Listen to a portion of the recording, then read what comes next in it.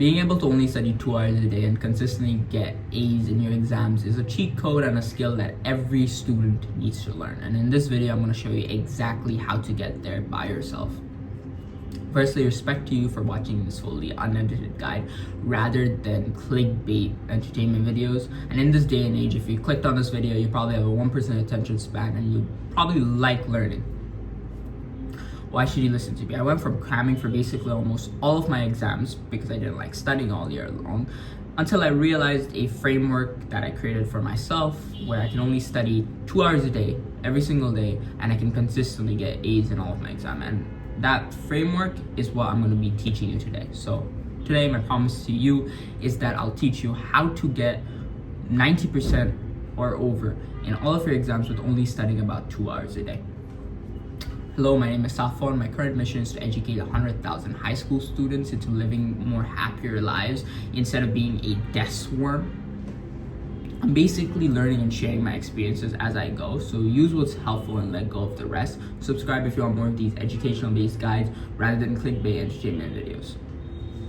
If you want one-to-one coaching with me where I get you through a personalized plan and we specifically go into your problems as a student and how I can get you to only studying 2 hours a day.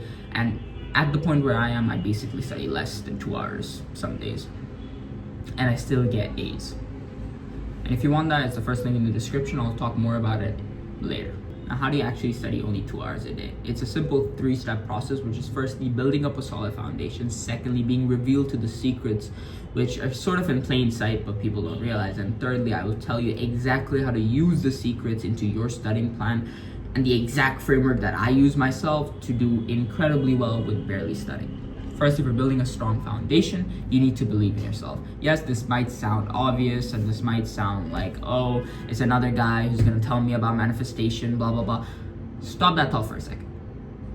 I just want you to read this quote, which is basically the person who believes he can and the person who believes he can't are both right. I really want you to think about this because it's very much facts. Reason because if you believe that you can do something, you'll do everything in your possible capability to do that something, to prove yourself right. Because as humans, we have a psychological need to prove ourselves right.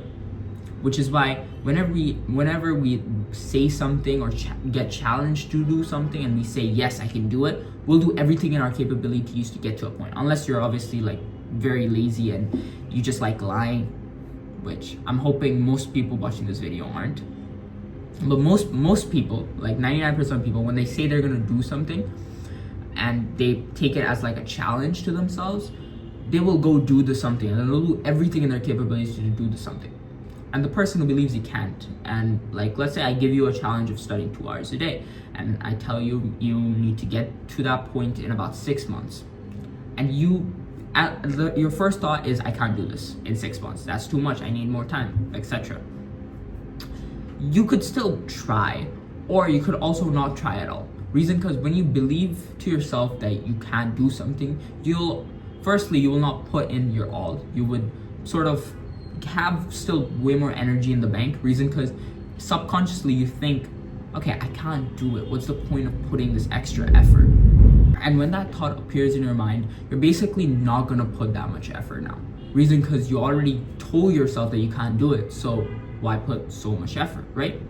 Which is why it's very important to believe in yourself, because if you don't believe in yourself with not putting in your all, you will also self-sabotage in a bit.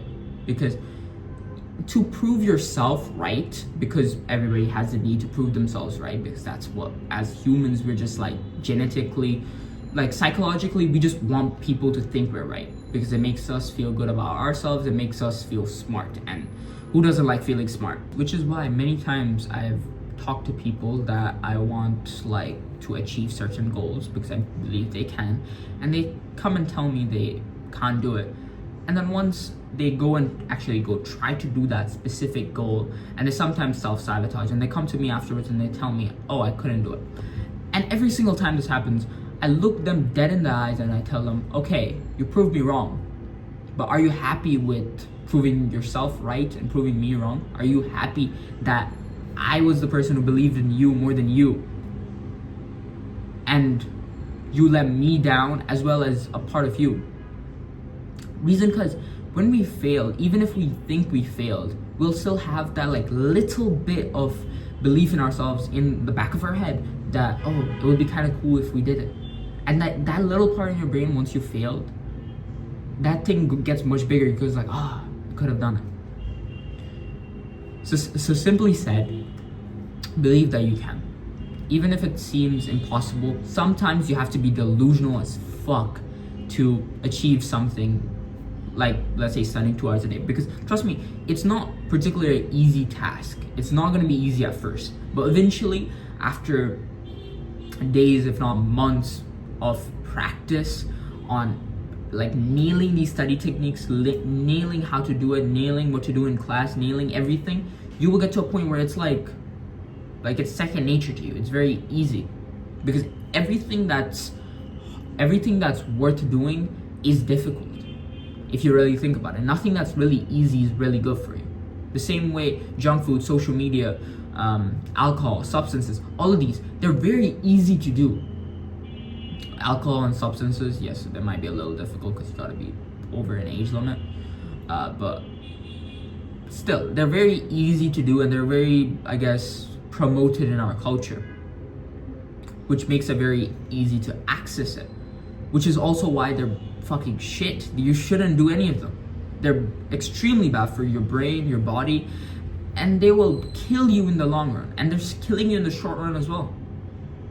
And everything that's good for you that you have to do, like say like study, working on businesses, sports, all of them are difficult. They're difficult at first because everything worth doing is difficult. But once you get past that difficulty part is when you basically start to enjoy it way more. Which is why when you're starting to learn something every single time, at the beginning, you sort of have that moment of like, yeah, I'm gonna learn something. And then you have that moment of like, shit, this is hard. And then you have that other moment where it's like, damn, this is so hard, I wanna quit. And then a lot of people quit at that point. But what they don't realize about that is if they sustain themselves, they keep trying to learn from that point, they have a high. They have like, oh damn, okay, this was hard before, but right now it's not that difficult. I can do it. And then they reach the actual goal because they keep sustaining themselves. They keep telling themselves, yes, I can do it. And they keep believing and keep trying. You know, believing in yourself is one thing, but this is like the whole problem with manifestation. Most of manifestation is like, okay, just believe you can and you will. And you don't need to do anything else, which is absolute bullshit, by the way. You need to first believe you can and then go actually do the steps to go do it. One principle that really helped me and a lot of my friends was the Pareto principle, which basically states that about 20% of your efforts lead to 80% of the results. And believe it or not, this is true. Reason because when you look at, let's say, past papers, which I'm hoping most people already do watching this video, but if you don't, I'll talk more about it later. But in past papers, when you go through it, you will see the biggest questions inside the past papers will be of 20% of the main key concepts from your like textbook. And that's not by mistake, that's just how it's supposed to be built. It's meant, like the whole exam paper structure for almost every exam board is meant to be built that you can get 80% of the results with just 20% of the key concepts. And that 20% of the results, you would need to put 80% of the effort because those are for the toppers. Those are for the people who want to get, let's say, A star or get world highest or country highest, you know? Because this is the thing, most things in life, this principle applies to most things in life as well. Most of the things that you want to do are very simple. Everything you want to do is very simple. But that doesn't mean it's easy. And you need to basically find the 20% of activities that lead to the 80% of results, which is the high leverage tactics, which I'm going to talk about today. But yeah, just believe in yourself. If you start to believe in yourself and believe that you can do something, whether this comes to studying 2 hours a day, whether it comes to, let's say, going into university, whether this comes to some other life goal, maybe you want to have like a 10K a month business, just start believing in yourself. Because once you start believing in yourself, as you start taking the actions to make sure you prove yourself right, trust me, it's gonna happen sooner or later. Secondly, how you can destroy 99.9% of your competition. I couldn't say 100% because I'd get sued. But anyway, how you beat basically almost all of your competition. I would say you can beat all of your competition with this very simple formula, which is you need to do focus, leverage, volume, consistent work. Yes, that's a lot of words, but you basically need focus, you need consistency, you need volume and leverage to basically beat all of your competition. If you want to get to, let's say, world highest, or you want to get to batch highest, or you want to just like be the best student in your class and you want to get the highest grade possible, you should focus on this. And for the people who don't want to get the highest grade possible, maybe they just want to get an A and they're fine with that. No matter if you want to only study 2 hours a day or you just want to be the best, this formula will help you get to that point. This applies to both studies and basically any other realm you go into. If you focus on these 4 key aspects, trust me, you will destroy all of your competition. So firstly, focus. Focus, you need to make sure when you go sit down to go study or go work on anything, you have focus. You have tunnel vision to what you want to do, because when you have focus, everything seems effortless. You can do it for much more amounts of time, and everything is just better when you have focus. Okay?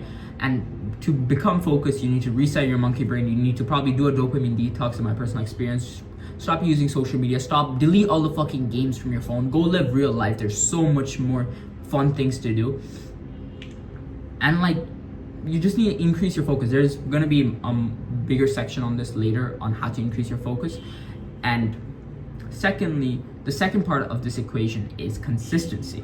To be consistent, basic thing, you need to just show up every single day. A very simple tactic that's taken from the book Atomic Habits, which is you just need to show up every day for 1 minute on a new habit that you're trying to build. Because once you just master the art of showing up and just doing 1 minute, like it's 1 minute, man, come on. You have so much time in your day. All you need to do is sit down for 1 minute a day. If you're really bad and you have fucking shit consistency and your brain's fucked, every single day, just promise yourself you're gonna sit down and study for 1 minute.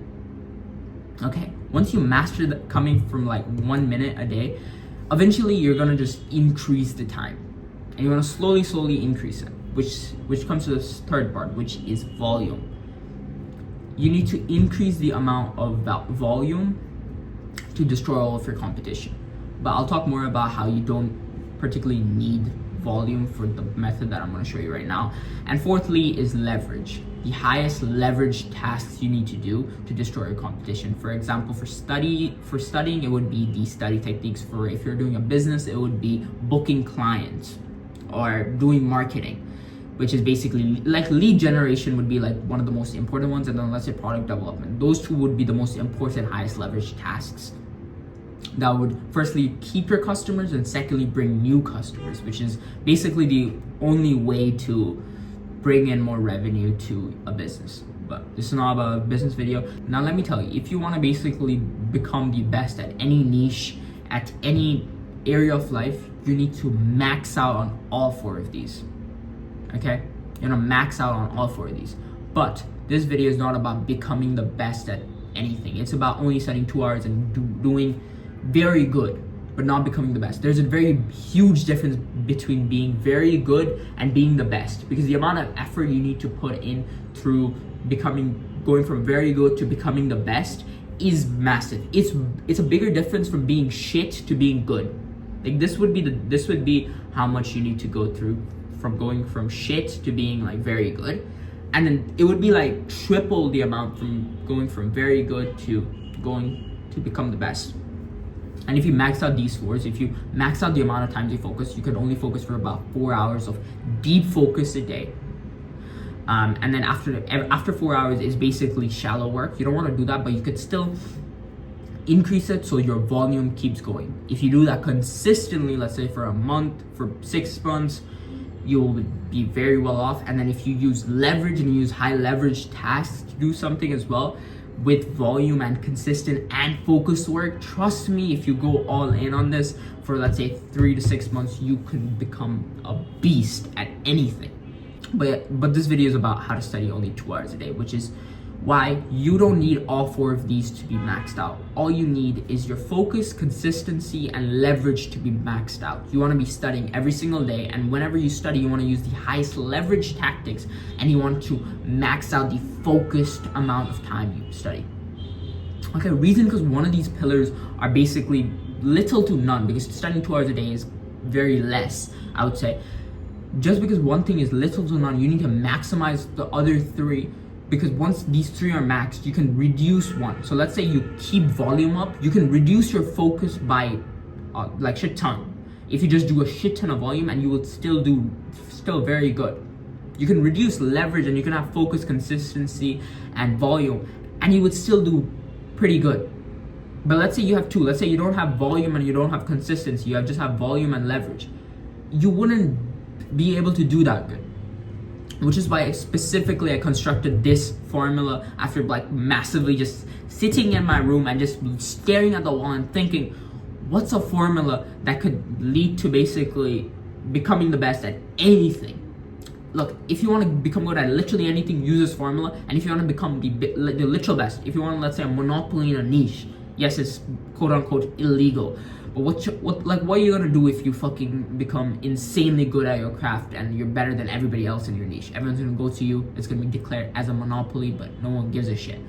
You need to max out on these four.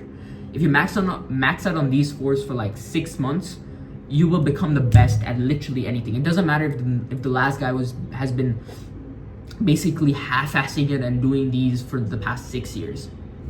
But for the people studying only 2 hours a day, increase the amount of time you can stay focused, which would be maximum 2 hours basically. But I recommend having way more focus time, just in case because at the starting, you're not going to be able to only study 2 hours, have immense focus, and be able to be consistent. You can get the leverage part very easily, because you will be able to watch this video and basically have all the leverage techniques that you need. But focus and consistency is something that you need to build up over time, which is why my own coaching program, we take students from that point in about like 4 to 6 months, because it needs time to build up somebody's mental stamina and their self-belief and everything they need. So in the long run, you only want to maximize 3 of these, which is focus, consistency, and leverage. But at the start, I would recommend you only focusing on basically 1, which is start with leverage. Try to maximize the leverage tactics that I'm going to share with you in this video. And once you can maximize them and you can see good grades with basically disregarding all of the other 3, that's when you can start implementing focus and consistency into it. The volume thing, you basically don't need to learn it unless you want to become literally a top 1% in any industry. Okay? So that's the basic thing. That's how you destroy basically all of your competition. Thirdly, Parkinson's law. Basically, your work expands to the time you give to it. So if you give yourself, let's say 3 hours to write an essay, you're gonna need 3 hours to write the essay. If you give yourself 9 hours to write that essay, you're gonna need 9 hours to write that essay. This has a little sense of realism into it, because obviously if you tell yourself, yes, in the next 10 minutes, I'm gonna finish my whole book, I'm gonna write notes on it, and then I'm gonna make flashcards out of it, and then I'm gonna review all the flashcards in all 10 minutes. There's literally 0% of realism in that. So obviously that wouldn't work. But as long as you're sort of realistic and you give let's say a sort of a difficult amount of time to do it, but you know it's possible, you'll be able to do it. So whenever you're allocating time for, let's say, studying, or you're doing like a particular assignment or homework, give yourself basically a fixed amount of time that you want to do it, and always have an end time. Don't have like a beginning time. Reason, because when you have a beginning time, you can shift it around. If you have basically an end time, be like, okay, I'm gonna get this assignment done by 6 p.m. today. Right now it's 1 p.m. Then basically whatever you do before 6 p.m, you will you can switch things around, but eventually before it's 6 p.m, you'll do the work and you'll have the assignment done. So use Parkinson's law to your advantage. And yeah. Fourthly, you have to understand Bloom's and Solo taxonomy. I'm gonna start one at a time because both of them are basically very similar in my opinion. As a complete beginner, you should focus on Bloom's taxonomy, which I'm gonna explain right now. So basically, Bloom's taxonomy is sort of a hierarchy. The higher you go, the higher order of learning and thinking you sort of possess. The lower you go, it's the lower order of thinking that you possess. And as students, we need to prioritize the higher orders of thinking, but don't focus on, let's say, on the screen right now, we have create. You don't need to focus on create. Creating is basically for, let's say, PhD students who need to write like a thesis before they graduate. So don't focus on that.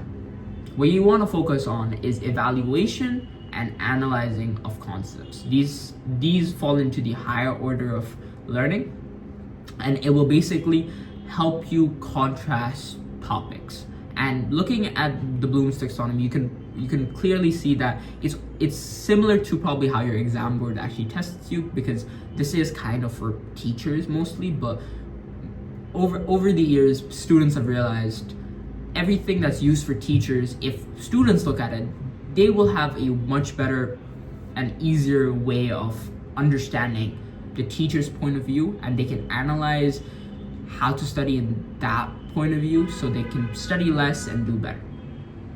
Now, I basically want you, whenever you go over and try to study a topic, I don't want you to try to memorize it. Don't like just get something and then go directly put it into Anki and be like, oh, space, repetition, active recall, it's gonna be the best, blah, blah, blah. No, that's basically you doing lower order of thinking. Reason because you're basically trying to just remember it, and sometimes you don't even understand the concept and you're just like, okay, I don't understand this. I'm just gonna put it into Anki and then I'm gonna spam it, okay? And you don't wanna do that. What you wanna do is basically, when you're reading through something, you wanna read it and then ask yourself, okay, what is this trying to say? Which is basically you understanding the concept, and then you basically link it back to other points inside the chapter. And you want to link it between many concepts of the chapter. You want to link them between many concepts, and you want to see how everything links back together. You want to analyze why something is something. This is very easy to do for, let's say, theory-based, let's say, economics and business. Reason because the concepts over there it's a little similar, and there's like, let's say for economics, let's take monetary and fiscal policy. You can compare and contrast between them. You can analyze, you can evaluate in which scenario, in which economy would each of the policies be applied in, and you basically are judging by the information and ideas. Okay, analyzing is breaking down information into component parts, is basically creating relations between one another, and applying is basically just applying random facts and rules. Okay, basically you'll see when you're under high school, when you're like below high school, let's say middle school, if anyone from middle school is watching this, you'll see most of the learning that you do will be under remembering, understanding, and applying. Once you go to high school, that's when you start to sort of getting more of applying, more of analyzing, more of evaluating, and you kind of go away from the remembering and understanding part, because it's lower orders of thinking. And many exam boards are starting to realize that this lower order of thinking, just like being able to just memorize something and then directly just spit it out in the exam, isn't worth it, because truly it doesn't help us in our life. Being able to memorize shit does not help us that much in our life, and it's kind of pathetic.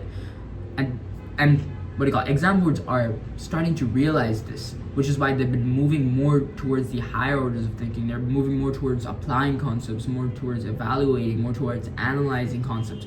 And the reason why exam boards are starting to do this is so we critically think more into concepts. And secondly, we can't just, a day before the exam, we can't just use a bunch of memorization techniques, memorize a bunch of content, and then go to the next day and just fucking spit out all the information. They want us to basically have all this content, and they want us to think in between the content. We want, like, even if, let's say for history, thankfully I didn't have to give history in this type of exam format. I just had understanding and remembering for my history exam last year. But starting this year, they're having a completely different exam, and they basically need to apply, analyze, and evaluate concepts and like historical events. And I've seen like sort of the questions that could come, and honestly it's disgusting, because it basically almost removes the whole point of understanding and remembering, because you basically need to, firstly you need to understand and remember a bunch of the concepts, and then you need to compare and contrast between events. Like you gotta like compare like one dynasty to another and see how it affected like a whole world's things. And that's what I guess studying is supposed to be. You're meant to compare and contrast. And why am I telling you this? Am I telling you this to scare you and be like, okay, you are all fucked?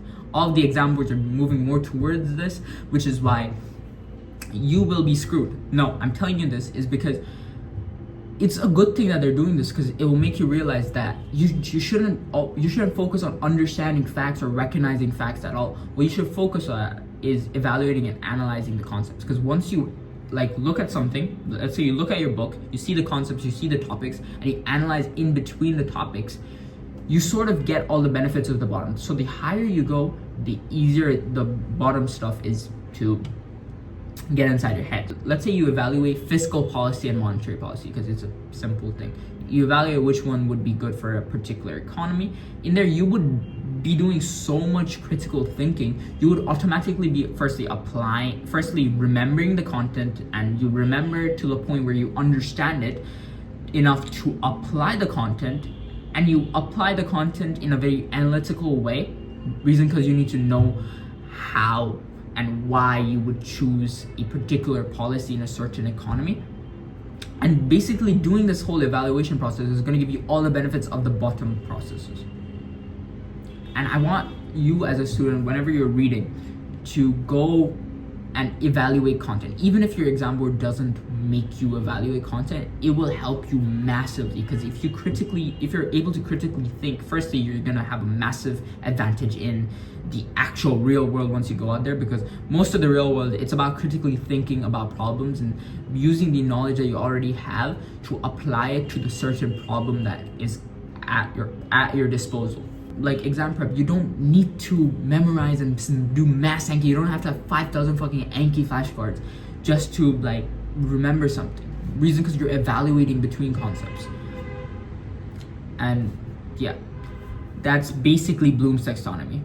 My basic recommendation: focus on the evaluation and analyzing part of this, and just like break down information into component parts, basically creating relations. And for evaluating, judge the information and ideas and realize what information is relevant to what particular part and why something does happen. Evaluation is basically just keep asking why does something happen. It's basically, if you made a 5-year-old understand the fiscal policy, he'll keep asking why. That's why you need to know something to its core to understand it truly. And that's where evaluation comes. You just keep asking why and keep asking how. Like those two questions, if you keep asking, your evaluations would be good. Look, evaluation and critically thinking, it's a whole nother massive course that I'm currently working on. I'll come out very late, but yeah, you gotta first like figure out Bloom's taxonomy and just study the shit out of it. Okay, do evaluation, do analyzing, do applying. Don't focus on understanding or remembering, but like focus on these three. Yes, applying is still lower order of thinking, but it's still way better than trying to just understand and remember. Evaluation is the best. Don't think of creation. That's something that personally you think when you're like writing a book, PhDs, those, don't think about it. It's too deep. So for Solo's taxonomy, I'm not gonna explain this too much because these two are basically the same, as you can see. So pre-structural, you don't understand, you miss the point, and then unistructural, you understand the concepts and one relevant aspect of the topic. It's basically understanding, and multi-structural is basically applying, you understand the structure. And then when you basically have a relational understanding, this is basically analyzing. And extended, this is when you know legit everything to detail and you know how everything connects to one another. It's very much very same, and basically like your cognitive ability goes up the higher you go up on this, and the amount of complex topics you know also goes up, like the amount of things that you know in between the topics, and the outcomes also just go massively up because you will need to really reduce your study time. Because I'll be honest, I basically mass use the strategy of evaluating and analyzing to study for my exams, because I have a bunch of past paper questions in an Anki deck, and by that I basically sometimes sit down and just do past papers, and after like 20 minutes my brain just hurts. Reason, because when I'm doing those, I have to use my brain so fucking hard, because firstly I gotta use context from like the passage that's already given in the past paper. I gotta read the question, I gotta figure out my own knowledge, I gotta use the context, and then I gotta figure out how to put it into a like proper structural format so I get the most marks. And then I gotta think, okay, what's like a disadvantage for what I'm thinking. Like you gotta think a lot. And evaluation and analyzing, you can't do it for long periods of time. But that's fine. As long as your brain legit fucking hurts because you're evaluating and analyzing so many different concepts, that's when you're learning. Okay, but obviously if you have a massive headache after doing it, just take a break. You don't need to push yourself, because this is one thing I learned about studying. Never try to force studying. If you like, when you go to study and you feel like your brain's gonna explode or you feel tired, go take a nap. Reason, because studying is fully up to your brain. So if your brain just keeps telling you to go fuck itself, you can't study. Simply said. Now, fourthly, about building a solid foundation. Firstly, Parkinson's law, I've already mentioned it. Secondly, Pomodoro is absolute ass. You should not use Pomodoro. The best alternative to Pomodoro is basically Flomodoro, which is basically you start studying and you keep studying until, let's say, one of your tasks are finished, or you feel like you're losing focus. When you lose focus, you go take like a 5-minute break and then you come back. Reason with Pomodoro why it's so bad is because most people, to get inside the flow, they need like 20 to 30 minutes to just like get into the flow of things and getting into the zone. And what Pomodoro does is, right when you're trying to get into the zone, it tells you, fuck you, take a break.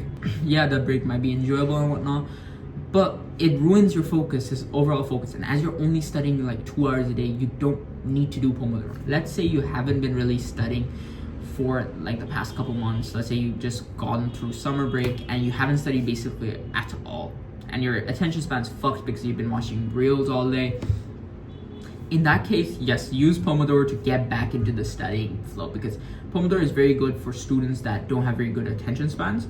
But if you're gonna be only studying 2 hours a day, trust me, you're gonna need to have a fairly good attention span for the time that you do study. You're not studying a lot, but when you do study, you make sure you get the most out of your study session, because you have focus and you have consistency and you have leverage. You don't need the volume part, but to have the focus, you need to get inside the zone.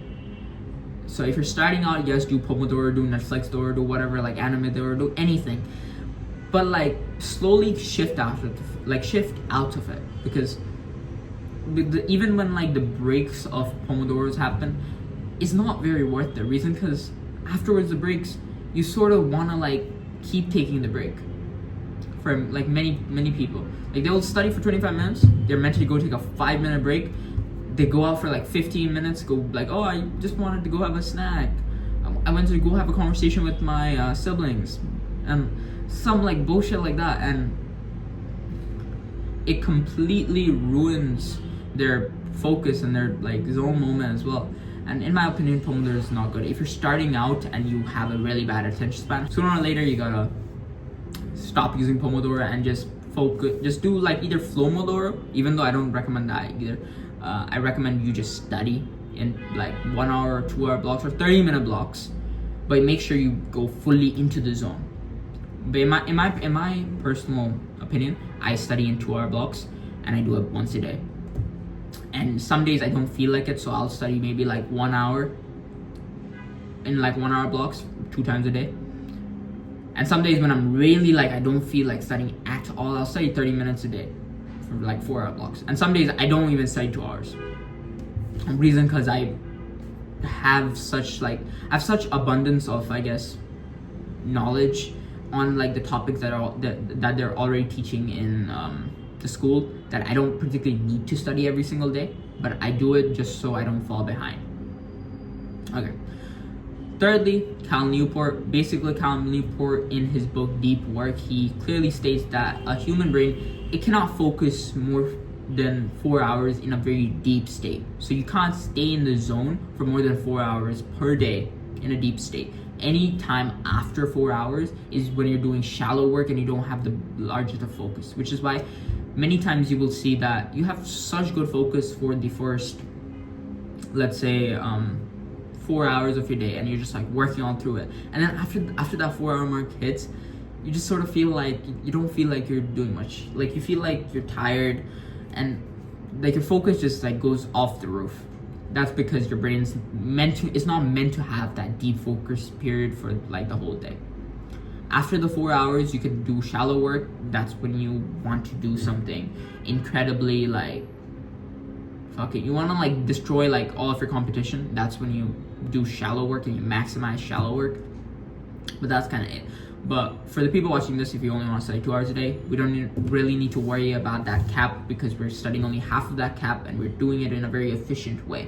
Because trust me, in an hour of true deep work can make up for like 12 hours of shallow work. That's how powerful it is. Okay. Fourthly, environment fixing. It's not written fixing here, but yeah, you need to fix your environment.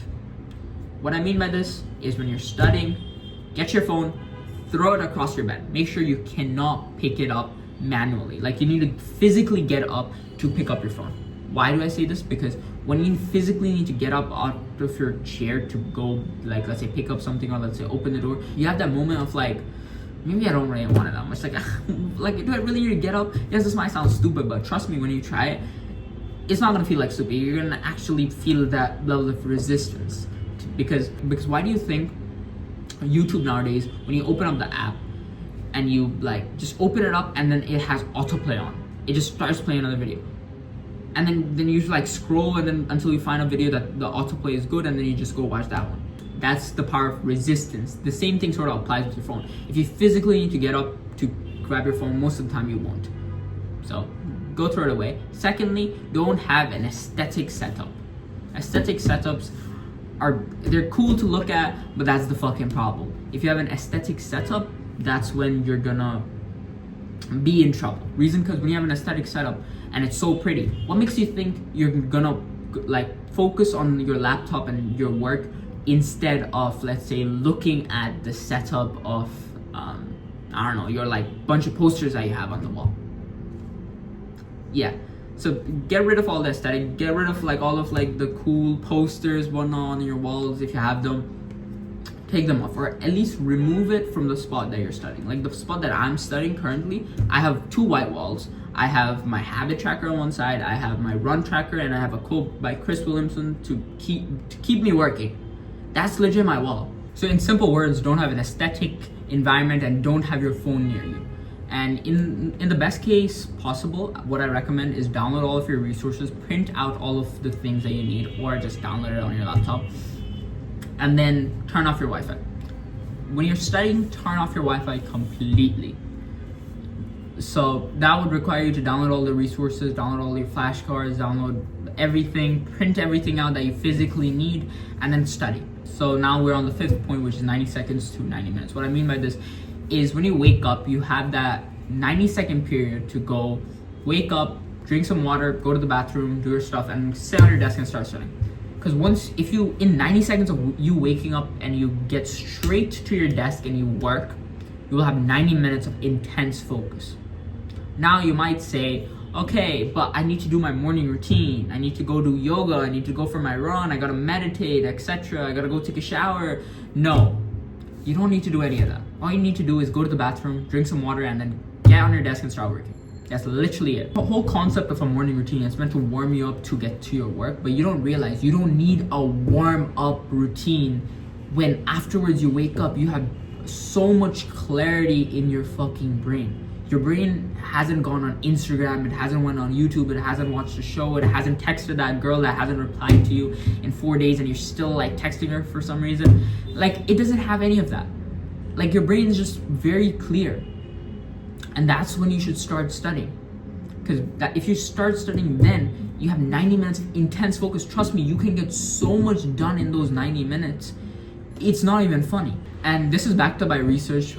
There was a study done on the top billionaires of the world, and a common trait they found with almost all of them is none of them have a morning routine. They all wake up, go to the bathroom, drink some water, and then get straight to work.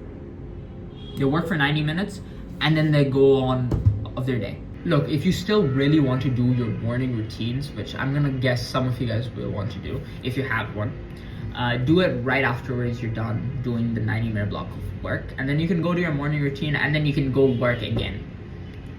That's personally what I would do if I had a morning routine, but unfortunately I don't. I suck at waking up early in the morning. But if you can, wake up a little early before school, and then get your deep work session done.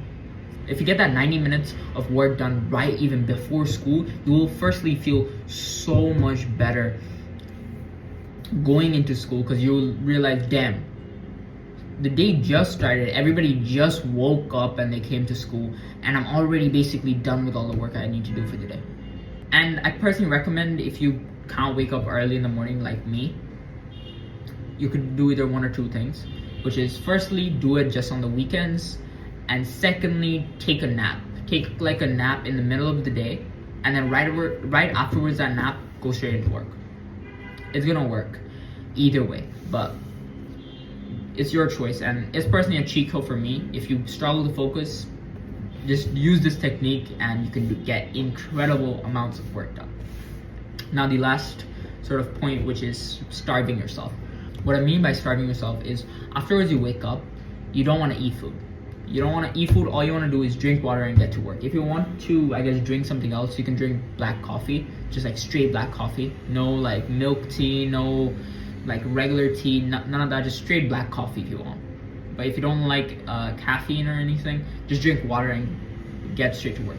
Reason why I'm telling you to starve yourself before working is because when you starve yourself, your body isn't digesting food. When it's not digesting food, it doesn't need to take up more of your energy. Which is why whenever we eat something, let's say heavy, something like carbs, let's say we eat rice or pasta, right afterwards we'll have that slump period where we just want to lay down, we feel tired, because our body is digesting food, it's requiring energy to digest the food, which is making us tired. Which is why afterwards you had a big meal, you rarely feel like, oh, I can go study now. No, you feel like lying down.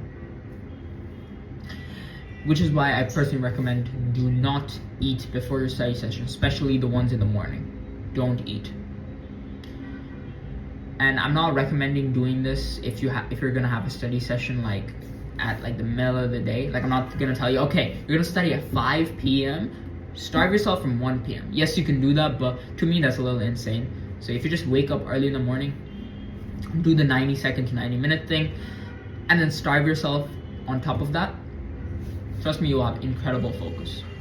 And another little tip that I could give you is for students who want to go into, like, let's say, immense focus, I guess, even during the day, I recommend just cutting out carbs. If you go to the gym, you will need carbs and whatnot, but if you want to prioritize either studies, if you want to prioritize gym, sure, have carbs, etc. But if you want to prioritize, let's say, focus, what I recommend is cutting out basically almost all of the carbs. Just have protein-based meals. So just have like steak type foods, and like chicken breasts, and like eggs. Like, if you have that and just have water, trust me, you will have no brain fog. Because like the morning time, it's basically to reduce brain fog, and if you want to reduce brain fog in like the long run, like let's say throughout your whole day, don't have that many carbs, because carbs will make you tired. But this is also depends on what goal you prioritize the most. If you're going like full, let's say, monk mode type shit for like the next 3 months, I recommend doing basically like a carnivore diet, or doing something like keto. It will massively increase your focus, but it would harm, let's say, your gym progress, because it is mostly for like weight loss. So if you're someone like me, I'm wearing a baggy t-shirt right now, but trust me, I'm more jacked than Ronnie Coleman. But don't, like, if you're too skinny, I don't recommend doing this, particularly doing a carnivore diet. But personally, cut out carbs if you want to focus, and most importantly, you don't really even need to do this if you just wake up more early in the morning and you just go straight to work. Like, that little period of starvation, and like for the first like 2 hours of your day, you'll do fucking amazing work in return of just like not eating. Yes, I've went on for a really long bit for just explaining the foundations, but trust me, this course is very detailed, and I want people who are watching this for free to legit get the most value they possibly can from this fucking course. Because look, if I wanted to, I could sell this course for easily, I could sell it for like $1,000 and then put it on my coaching program, just have like an added bonus. But I believe education is free and everybody should have it, okay? And fucking study YouTubers, they want to sell education behind a paywall. And yes, sure, do that. In my opinion, no. Education is supposed to be free, and it is free, but they will put it in very scattered ways in their channels. So it's my job to basically get all of the information that I know and solve a problem as well as I can. Because you will see every single how I study 2 hours a day video, it only touches on like one concept. It never gives you the whole picture of how to study. So this video is for you. So if you have enjoyed the video and you've been getting pure education so far, subscribe, because these courses are gonna keep going. Anyways, the secrets. Firstly, pre-study using mind maps. I'll basically do a little something called priming. Now, basically what I want you to do is first go through your topics, and once you go through your topics and you go through the key concepts, you go through the bold titles, you want to like read through it once. Okay, once you read through your textbook, your notes, let's say you have downloaded some notes from online, you read through all of those, and then you want to write down the key concepts, the things in bold, the key diagrams, whatnot. And then once you write all of them, you want to categorize them. You want to categorize them in different like branch type things, and then you want to imagine the whole mind map after categorizing them, how you would want it, just in your head. You don't need to manually write this. You just close your eyes and just think, okay, so this thing is linked with this thing, and then that thing is also linked with this, and then blah. Like, you think of all this in your head, and once you have like it, yes, it requires thinking. And the reason why I'm not telling you to like just use ChatGPT to do it, because if ChatGPT does all the thinking for you, you're not gonna learn shit. Which is why I don't recommend downloading mind maps from other people. Download notes, sure, from other people. But for mind maps, I would say if you make your own mind maps, you will learn way faster. And secondly, it's one of the best study techniques to be done. I'm still not the best at making mind maps, but using this framework, I've done fairly well with like studying fairly less and being able to do it. This process is really gonna make you think. Afterwards, you're done imagining it in your head, you then go create the mind map. And then those mind maps will be like basic your cheat sheet. Every single time I would say you get to know something more from, let's say, your classes or whatnot, I want you to go add like another branch to it and connect concepts, because the more you learn, the more you're gonna like connect and get new concepts to connect to one another. And I want you to do this before class, because a major part on why I can study so less is because when I go into class, I sort of already know what they're gonna talk about. And if I have one or two problems, I can directly go ask the teacher right after the class, or like even during the class while they're teaching the concepts. Because let's be honest, if you have done just like a simple mind map, you have way more knowledge than I would say 99% of the people in your class already. Because most people, they don't do a mind map, they don't even pre-read. Pre-reading is also kind of bullshit, don't do it. If you pre-read, after doing pre-reading, make a mind map. Use this process, just write, categorize, imagine, and then create. If you do this process, once you go into class, the class is gonna be your revision. So if that's your first revision, once you go back, like go after class, you go home, you'll do one more revision, and then you would already like be half done with like the whole topic. Secondly, past papers. Now past papers, there's a very much like simple, not so simple concept of how I do past papers and how you can maximize doing your past papers. Because yes, past papers is important, everybody preaches about them, but most people, they don't tell you how you can maximize your past paper doing to make sure you get the most out of it. So past papers will be put into basically a three-step process, which is initial self-assessment, detailed analysis, and then a blunder bank. Now, afterwards, you're done doing a past paper in full. You want to use the same color pen. I don't have a pen, I have this one. You use the same color pen, it's probably gonna be black or blue, and you want to use this technique. If you think you know it, beside it, just like give like a tick. If you think you maybe know it, give like a squiggly line. If you think no, this is not right, give a cross. Okay? And you want to do this for every single one of your questions. Afterwards, you're done like doing the whole paper. And when you're doing the paper, it's kind of common sense. Use exam conditions. Time yourself. Don't look at the book. And yeah, that's like sort of it. And don't cheat. Common sense.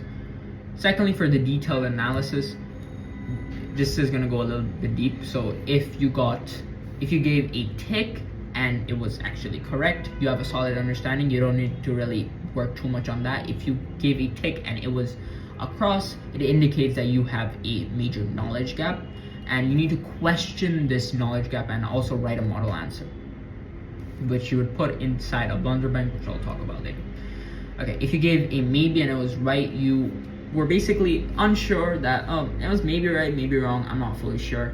You just need to remember this for the time you get the same question. This also goes in your blunder bank. If you wrote maybe and it was wrong, this means that you also have a major knowledge gap in your understanding, and it needs to be addressed. So write a model answer. So this whole thing goes in the blunder bank. If an answer is correct and you marked it as wrong, that means you doubted yourself unnecessarily. You just need to remember this as the, oh shit, I'm actually kind of smart, but actually kind of dumb moment. And you need to remember this, put this in the blunder bank. And if it was wrong and it was wrong, this one's a massive knowledge gap. And these are like the things that you need to particularly focus on very deeply, like inside the blunder bank. Write a model answer for this as well. In the blunder bank, categorize every single question that you got wrong, or basically over here, everything gets categorized to, let's say, cross to correct, wrong to wrong, maybe to right. This you don't need to put it. Maybe to wrong, this needs to be put. Right to wrong, this also needs to be put. So your blunder bank is going to be fairly full depending on your mistakes and your maybes. But the reason why we did all of those self-assessment even before we look at the mark scheme is reason because if we just do that extra bit of work, we remember much more, because we have a lot more of those oh shit moments. Oh, like, oh, I was actually right. Oh, I actually was wrong. Oh, I thought this, I might be right, but actually I wasn't. More of these moments you have, the more your memory is gonna work to remember the content, which is why we're trying to maximize these kind of moments, which is why the blunder bank is amazing. You can physically make this with pieces of paper, or my personal recommendation is make up an Anki account and then just put it in Anki and make different decks for, let's say, correct to wrong, wrong to wrong, and all of that. Because if you're basically in a time crunch, I would recommend you do just the wrong to wrong questions, because those are the ones which have the major knowledge gaps, and slowly you go up. If you have the time, do all of them. Before your exams, I recommend going through this blunder bank completely. This is where, if the questions come, you don't want to be screwed. You want to be like, you don't want to have that moment where you studied it, you got it wrong, and then you got it wrong again in the exam. So this is step 3, which is how do you actually study. Now, I've told you my secrets. I've told you how I've used in past papers. Like, I've told you how to build an actual solid foundation. I told you how to do the max amount of deep work. I've told you what to avoid. Now I'm gonna go into the actual meat of the video, which is how do you actually study. I've told you these study techniques, but how do you actually study?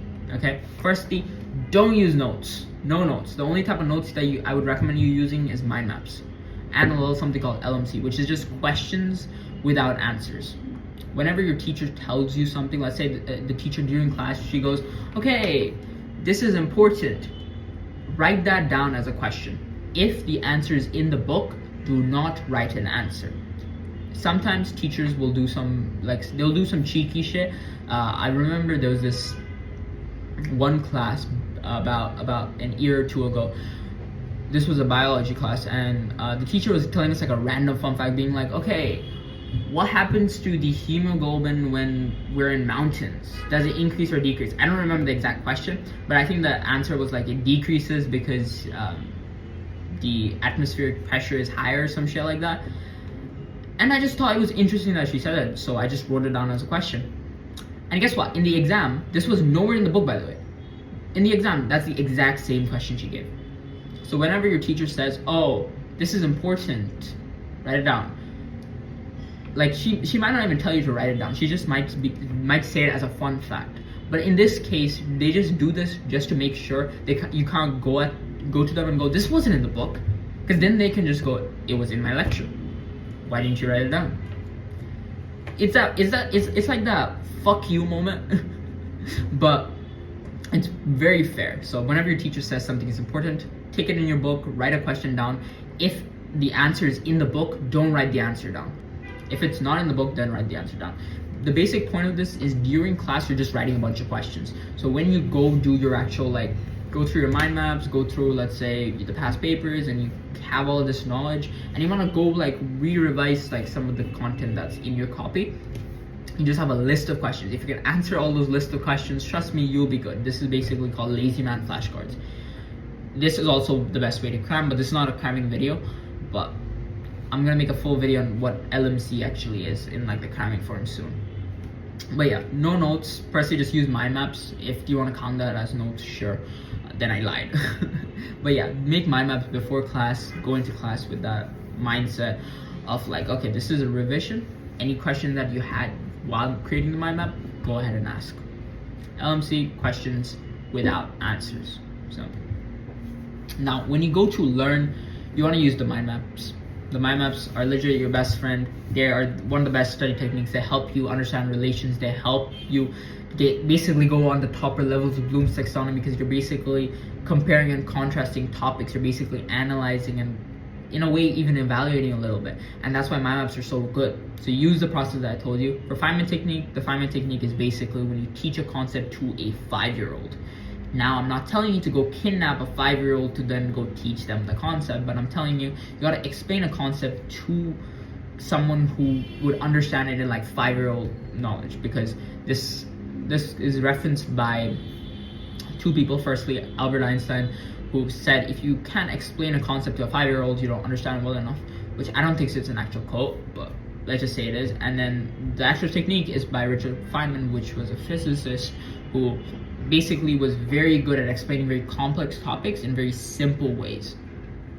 So basically, you want to make somebody who doesn't study your topic understand a concept in your topic. Now it's going to be difficult for you to find someone to, I guess, listen to you yap about a topic that they themselves wouldn't get tested on. So if you can't find someone who just wants to hear you yap, I personally recommend you get somebody in the same class as you, and maybe like even do like a group study session, but personally I don't recommend them. But basically do like a group study session of you just teaching them the concepts, because teaching somebody else the concept is like, will get you like 90% of retention, especially if you don't look at your notes, don't look at the book. Just like maybe look at the main concepts if you don't know them very well, but then just go straight to explaining it. Like, act like you're the teacher, and you will retain so much information and you'll learn so much, because especially if you teach someone the content who's also taking your class and actually has genuine interest in the subject, they'll keep asking why, they'll keep asking how, and then that's your job to go answer. You could look at the book to explain some concepts, but in my personal recommendation, don't look at the book. This is also an incredible way to learn a lot of information in a very short period of time.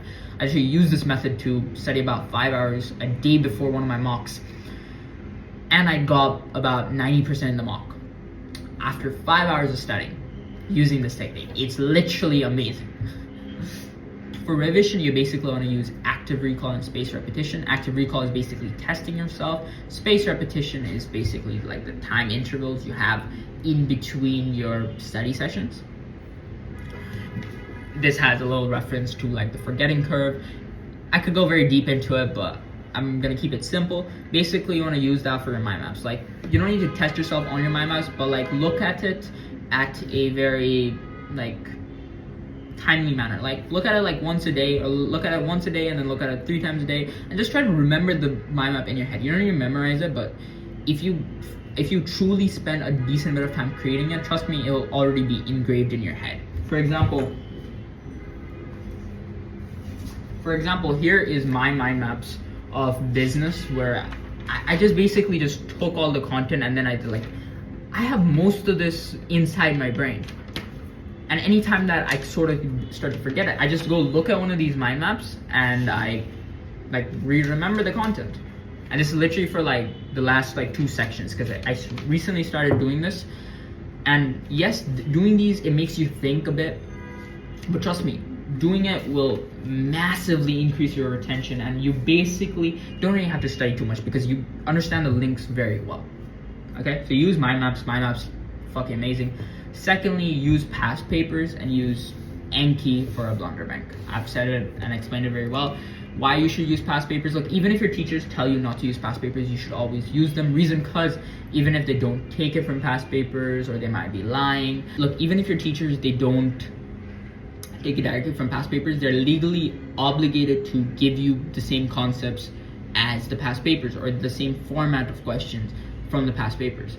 And if you have ever looked at a past paper, you will realize most of the content in a past paper are from the 20% of the key concepts of the whole syllabus. And those 20% of concepts will also lead to the 80% of like actual marks in your actual exam. So use past paper questions, even if your teacher tells you that she or he doesn't use it from there. Use it, because firstly, if they are lying to you, congratulations, now you have a bank of questions that they could take it from. Secondly, if they don't take it from past papers, it's always going to be similar, because they're legally obligated to make it similar. Although there are sometimes that teachers will be a little cheeky and they'll give you a question from a different exam board, but most of the time it doesn't happen. And thirdly, it's just good practice for you, because you will do past papers in a format that will be tested in your actual board exam. And to be honest, that's like all that matters. Like your school year of grades, it kind of doesn't matter, except like your predicted grades. So like for your mocks, make sure you study good for your mocks, because most of the time your actual board exam grades, you won't, like your university won't see it. Most of the time your predicted grades is what the university sees. Yeah, make an Anki and make a blunderbank in it, and yeah. General tips I want to say is, firstly, every single time you go to class, you want to ask questions. Keep asking questions. Keep asking and understand the concept to its core. Stop being afraid to raise your hand and just ask the question. If people laugh at you, sure, let them laugh. No one gives a shit. Because let's be honest, 20 years from now, you're not gonna know basically more than 90% of the class. You're not gonna know them in 20 years from now. Like in 5 years from now, you're probably, like if you're in high school, in 5 years from now, you're probably not gonna know like 90% of the class. So why the fuck does it matter? Okay? And most of the time, people don't get fun off for asking questions. And if they do and you don't feel comfortable asking questions, you can go to the teacher after hours and ask them questions. And just like keep asking why to the teacher, okay? And another little tip, which is when you ask the teacher a question and she answers the question and you don't understand and she asks you, did you understand? Say no. If you didn't understand it, say no. You're allowed to have basically 2 passes of saying no. So like first time she'll explain, you say no. And then if she explains again, you don't have another pass. At that point, you basically need to go either after class or you need to go through YouTube and watch some videos on it. Because sometimes teachers are differentiating and they're different from person to person. So like personally for my teachers, I'm blessed to have fairly good teachers and I understand the concepts very well from them, which is why I don't really need to really watch a bunch of YouTube videos. But there were a couple years where the teacher didn't really explain it that well and I had to come home and then I gotta relearn the concepts. But trust me, just try to do all of your work at school, so then when it comes to self-studying, you don't really need to do much. And if you're struggling with something, your school normally offers, let's say, extra classes, which I recommend taking if you're struggling with something. Make the cost-benefit analysis in your head. Would staying after school for a teacher which is alright or not alright be worth it, instead of just like learning it yourself? So if you're gonna do extra classes, make sure you know what you're getting yourself into. And especially, okay, after class, I recommend doing your review before bed. Because trust me, if you basically go into class, like you go into class and you have done a mind map before class, you already know the topic well enough. The class is your revision. And then when you go home, if you do just one more revision right before bed, trust me, you will be like half done before your exam. Like your revision for your exam is gonna be half done by then. If you just do like those 3 steps, okay? Interleaving is also important. If you have a massive test on, let's say, like 6 topics, instead of doing like 1 hour of topic 1, 1 hour of topic 2, 1 hour, and then like doing it like that, you should do like, okay, 30 minutes of topic 1, 30 minutes of topic 2, and then like keep doing it like that, and then like when it goes to topic 6, you're probably not gonna be finished, and then you go back to topic 1 or something like that. Interleaving is very powerful, and every single time you feel like something is getting too hard or too boring because it's too easy, switch topics. Interleaving is very powerful. And another little thing that I forgot to add on here, which is your learning to practicing ratio. Basically, you should be learning for 1/3 the amount of time that you're studying, and 2/3 the amount of time that you're studying should be done doing practice, doing past papers, doing practice problems, and yeah. So basically, you spend 1/3 of your time learning content and 2/3 of your time just applying content. If you use this formula, you can literally abuse the living shit out of it, and you can do incredibly well. And lastly, speed reading is a myth. Don't buy into like any course that says you can speed read. Most of the time, the people who say they can speed read, they have shit comprehension, and if they don't, they have a really deep level of, I guess, critical thinking in their brains. They can process information very fast. Which is why I would say people who can like just go through school with just doing active recall and spaced repetition. Yes, the reason why it's so heavily preached is because the people who just preach those two concepts again and again is because firstly they're good, and secondly because they can process information much faster than other people, which is why that method works so well for them. Okay? Yeah, speed reading is sort of a myth. Don't go into trying to learn how to speed read. Just read for comprehension. Okay? And yeah, my promise at the start of this video was I'll teach you how to study 2 hours a day and get over 90% on all of your exams. And I hope I have kept up to that promise. And I've given you this course that I could probably sell for $1,000. So if you want one-to-one coaching with me, first link in the description. I basically help students study 2 hours a day and get really good grades.